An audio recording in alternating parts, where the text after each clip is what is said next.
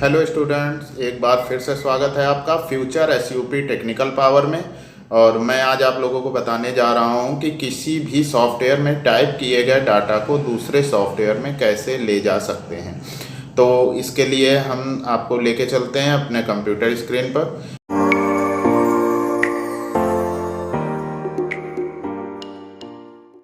तो आप ये देख पा रहे हैं, ये हमारी कंप्यूटर स्क्रीन है और इसमें हम नोटपैड में टाइप किए गए डाटा को किसी दूसरे सॉफ्टवेयर में ले जाकर आपको बताएंगे कि कैसे ले जाया जाता है। तो सबसे पहले हमने इसके लिए नोटपैड में पहले से हमने डाटा टाइप करके रखा हुआ है।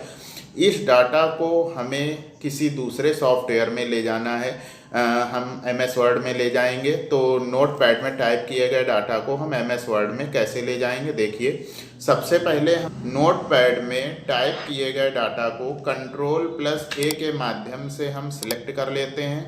इसके बाद Ctrl+C के माध्यम से कॉपी कर लेते हैं तथा ओपन नोटपैड की विंडो को मिनिमाइज कर देते हैं। ये मिनिमाइज वाली बटन दिख रही है आपको, इससे हम नोटपैड की विंडो को मिनिमाइज कर देंगे। इसके बाद उस सॉफ्टवेयर को सिलेक्ट करके ओपन करते हैं जिसमें हमें नोटपैड में टाइप किए गए डाटा को ले जाना है।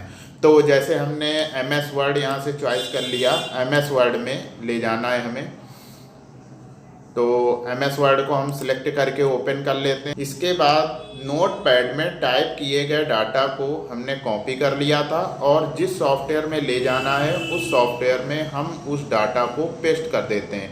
पेस्ट की शॉर्ट की होती है Ctrl+V। तो हम कीबोर्ड से कंट्रोल के साथ V प्रेस करते हैं तो नोटपैड में टाइप किया गया डाटा वर्डपैड में शो हो जाता है।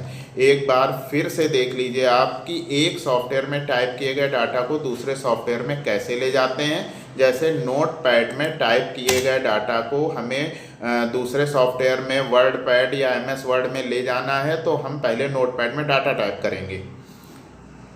कोई भी हमने डाटा लिख लिया, ही इज गोइंग टू, और ये हमने नोटपैड में डाटा टाइप कर लिया है। इसको मैं Ctrl+A के माध्यम से सिलेक्ट कर लूँगा। इसके बाद Ctrl+C के माध्यम से कॉपी कर लेंगे। फिर ओपन नोटपैड की विंडो को मिनिमाइज कर देते हैं, यहाँ से मिनिमाइज कर दीजिए। इसके बाद जिस सॉफ्टवेयर में ले जाना है उस सॉफ्टवेयर को सिलेक्ट करके ओपन करते हैं तथा कॉपी किए गए डाटा को Ctrl+V के माध्यम से उस सॉफ्टवेयर में पेस्ट कर देते हैं। तो इस प्रकार से आप एक सॉफ्टवेयर में टाइप किए गए डाटा को दूसरे सॉफ्टवेयर में ले जा सकते हैं।